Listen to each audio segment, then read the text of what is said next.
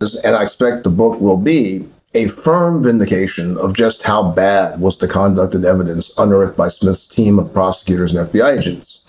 But as the article also shows, it's an example of how institutionalists devoted to their institution can be ill-equipped to fight against people with malice and indifference towards that institution and towards justice. People who only want to use the institution like DOJ to further their own ends. There were fatal missteps as revealed by this article, and probably more that will be revealed in the book about the general conduct.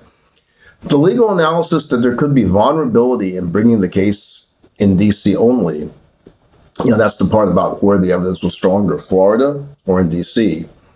Garland, his senior staff, and Smith, they had great caution against this. They were very worried about vulnerability, wanted to make it completely airtight against any attacks. Smith, very courageous prosecutor who understood time was not on his side, and he pushed that team to move at a record pace. He and Garland didn't want a potential motion to dismiss based on venue to run out the clock, but here's what was missed. First, as set forth in the article, initially there's a miscalculation of the probability of getting Eileen Cannon. Initially they thought it was like 1 in 6. They then realized, still in time, that it was actually 1 in 3 because of the way that the whole lottery system worked. They felt that was a chance worth taking because Garland and Smith wanted this to be airtight as it could be on the law, and that was a flaw in my opinion. Because that wasn't a 1 in 3 chance of Cannon getting the case. It was a 1 in 3 chance of the case being destroyed. Hindsight's 2020, that's exactly what happened. The case was destroyed.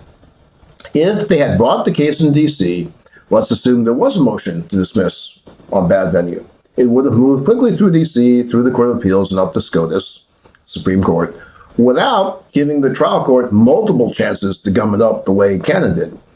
Now, my personal opinion is also that Attorney General Garland, who's a man of great integrity, took too long to appoint Smith.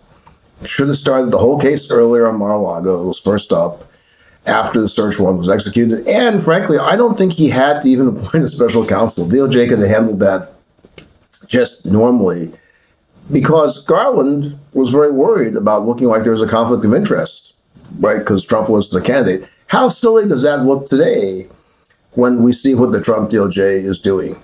How much time could have been saved just by pulling the trigger earlier and letting the case go forward, letting Trump's defense team file motions to dismiss in D.C., and perhaps even better, letting the Trump team seek appeals of convictions or conviction that could happen.